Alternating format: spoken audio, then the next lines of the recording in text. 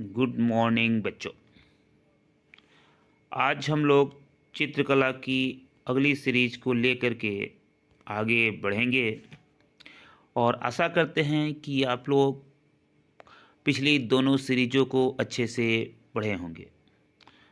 कक्षा 9 से इंटर तक के बच्चों के लिए कला से संबंधित महत्वपूर्ण प्रश्न जो कि उन्हें बार बार एग्ज़ाम में देखने को मिलेंगे। 20 नंबर के प्रश्नों तक हम पहली सीरीज में देख चुके हैं। उसके बाद 40 नंबर तक के प्रश्नों को दूसरे सीरीज में देख चुके हैं। अब हम लोग 41 नंबर के प्रश्नों को देखेंगे। तो 41 नंबर के प्रश्न से स्टार्ट करेंगे। तो आइए बच्चों स्टार्ट करते हैं आज का पहला प्रश्न। पहला प्रश्न है क्वेश्चन नंबर 41 कि मुगल काल की कला किस सम्राट के शासन काल में पराकाष्ठा पर थी, या कह सकते हैं मुगल चित्रकला का मुख्य संरक्षक शासक कौन था, अथवा मुगल कला का स्वर्ण युग किसके शासन काल में हुआ। तो इसका सही आंसर होगा Jahangir, option number B. Jahangir के शासन काल में मुगल कला एक स्वर्ण युग पे पहुंच गया। तभी कहा जाता है कि जहांगीर को मुगल कला का स्वर्ण शासन काल भी कहा जाता है। प्रश्न संख्या 42। तो क्वेश्चन नंबर 42 की बात करेंगे। राजा रवि वर्मा कहाँ के चित्रकार थे। तो ये थे ट्रावणकोर के चित्रकार थे राजा रवि वर्मा। बाघ की गुफाएं, प्रश्न संख्या 43 की बात करेंगे। बाघ की गुफाएं किस प्रदेश में हैं। तो बाघ की गुफाएं सभी को पता है कि मध्य प्रदेश में है। मध्य प्रदेश में बाघों की संख्या भी सर्वाधिक है। अगले प्रश्न की तरफ बढ़ते हैं। क्वेश्चन नंबर 44 काले रंग का विरोधी रंग कौन सा है। तो काले रंग का विरोधी रंग सफ़ेद रंग होता है।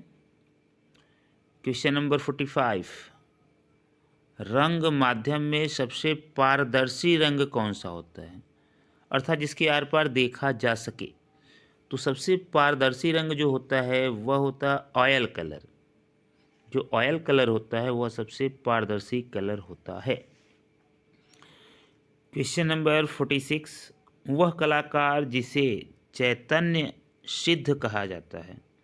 तो चैतन्य सिद्ध किसे कहा जाता है। तो यह कहा जाता है क्षितेंद्र नाथ मजूमदार जी को। इनको चैतन्य सिद्ध के नाम से भी जाना जाता है। ये चैतन्य सिद्ध थे। आगे बढ़ते हैं। क्वेश्चन नंबर 47 हरा रंग किन दो रंगों का मिश्रण है। मिश्रित रंग की यहाँ पे बात की जा रही है कि हरा रंग किन दो रंगों के मिश्रण से हमें प्राप्त हो सकता है। तो अगर हम पीला और नीला रंग को आपस में मिलाएंगे तो हमको प्राप्त होगा हरा रंग। तो हरा रंग पीला और नीला रंग के मिश्रण से प्राप्त होता है। क्वेश्चन नंबर 48 नीला और लाल रंग मिलाने से कौन सा रंग बनता है। अगर नीला रंग मिला दिया जाए और लाल रंग मिला दिया जाए तो कौन सा रंग बनेगा। तो नीला और लाल रंग मिलाने से बैगनी रंग बनता है। सी ऑप्शन सही होगा, बैगनी रंग। क्वेश्चन नंबर 49 चित्रकला से संबंधित ग्रंथ का नाम, अर्थात इनमें से जो ऑप्शन हैं उसके अनुसार चित्रकला से संबंधित कौन सा ग्रंथ है। मेघदूत। तो मेघदूत में भी चित्रकला से संबंधित तथ्य मिलते हैं। रामायण में भी चित्रकला से संबंधित तथ्य तथा विष्णुधर्मोत्तर पुराण में भी चित्रकला से संबंधित प्रश्न मिलते हैं। अर्थात ऑप्शन नंबर डी ये सभी राइट होगा, सही होगा। अगले प्रश्न की तरफ बढ़ते हैं। प्रश्न संख्या 50 की बात की जाए तो प्रश्न कह रहा है ठंडे रंग कौन से हैं। तो ठंडे रंग कौन से हैं तो ऑप्शन के हिसाब से देखें तो हरा और नीला, पहला ही ऑप्शन सही होगा कि हरा और नीला ठंडे रंग होते हैं।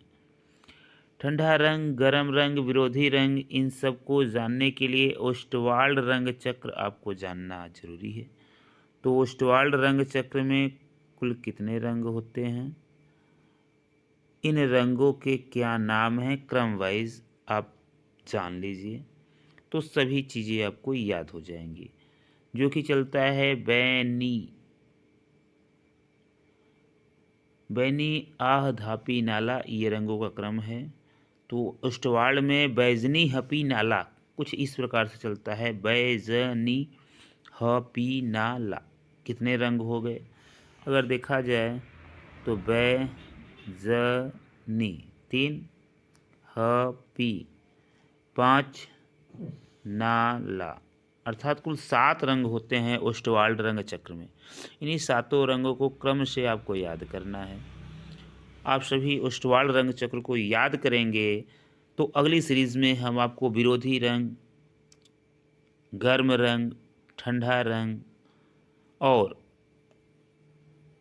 समान रंगों की पहचान के बारे में बताएंगे। आगे बढ़ते हैं प्रश्न संख्या 51 के साथ। संपूर्ण कोण कितने अंश का होता है, तो संपूर्ण कोण सभी को पता है 360 अंश का होता है। संपूर्ण कोण 360 अंश के कोण को कहते हैं। अगला, एक त्रिभुज के समान कोणों का योग कितने अंश होता है, तो एक त्रिभुज के समान कोणों का योग 180 अंश होता है। किसी त्रिभुज में 3 कोण, इन तीनों कोणों का योग 180 अंश होता है, समान हो या असमान। तो समान है तो भी 180, 60-60 अंश करके, असमान है फिर भी 180 अंश ही होगा। अब त्रिभुज का संपूर्ण कोण तो आपको बता ही दिया गया। अगले प्रश्न की तरफ बढ़ते हैं। प्रश्न संख्या 53, 53 नंबर प्रश्न की बात अगर की जाए, 53 नंबर प्रश्न, तो ये क्या है, आइए देखा जाए। 53 नंबर प्रश्न, अजंता की गुफाओं की खोज किसने की। अजंता और एलोरा की गुफाओं की खोज के बारे में बात की जा रही है। तो अजंता की गुफाओं की खोज अंग्रेजों ने की थी। प्रश्न संख्या 54, आज हम लोग 60 नंबर प्रश्न तक का अध्ययन करेंगे। फिर अगली सीरीज़ में फिर अगली 20 जो महत्वपूर्ण प्रश्न हैं उनका अध्ययन करेंगे। तो प्रश्न संख्या 54, बंगाल शैली का कौन सा चित्रकार प्रयागराज से संबंधित है। प्रयागराज, इलाहाबाद, देवों की भूमि।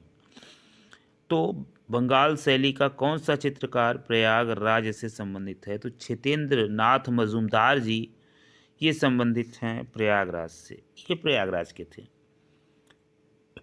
प्रश्न संख्या 55, छितेंद्र नाथ मजूमदार किस चित्रण पद्धति से संबंधित थे।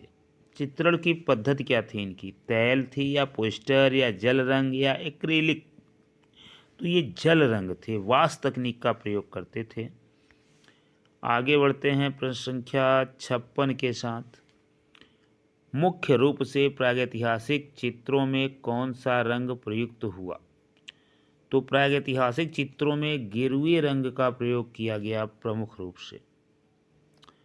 प्रश्न संख्या 57, नंदलाल बोस किस कला महाविद्यालय से संबंधित थे। तो ये शांति निकेतन से संबंधित थे। नंदलाल बोस ही शांति निकेतन से संबंधित थे। प्रश्न संख्या 58 की बात की जाए, 58 की, छितेंद्र नाथ मजूमदार जी जो कि प्रयागराज की भूमि से संबंधित हैं, किस विश्वविद्यालय के चित्रकला विभाग के अध्यक्ष थे। तो इलाहाबाद विश्वविद्यालय के चित्रकला विभाग के अध्यक्ष थे छितेंद्र नाथ मजूमदार जी। लास्ट 2 प्रश्न, कहा गया कि डांडी यात्रा नामक प्रसिद्ध पेंटिंग किस चित्रकार की है। तो डांडी यात्रा नामक प्रसिद्ध या पेंटिंग जो है, जो कि गांधी जी की डांडी यात्रा कही जाती है, ये पेंटिंग बनाया नंदलाल बोस जी ने। फाइनल और लास्ट क्वेश्चन आज के लिए, तटस्थ रंग कौन से हैं? तो सफ़ेद और काला ये तटस्थ रंग हैं। ओस्टवाल्ड रंग चक्र आप याद करिए। अगली सीरीज़ में हम आपको तटस्थ, गर्म, ठंडा और अन्य सभी प्रकार के रंगों के बारे में बताएंगे कि किस प्रकार से सिर्फ ओस्टवाल्ड रंग चक्र से इन सभी रंगों का हम लोग अध्ययन कर सकते हैं और आसानी से याद कर सकते हैं। तो तटस्थ रंग होते हैं सफ़ेद और काला। आगे की सीरीज़ के लिए वीडियो को लाइक और चैनल पे अगर नए हैं तो ज़रूर सब्सक्राइब कर लीजिए, क्योंकि परीक्षा के लिए महत्वपूर्ण प्रश्न आपको इसी चैनल पे मिलेंगे। पूरा वीडियो देखने के लिए आप सभी का बहुत बहुत धन्यवाद।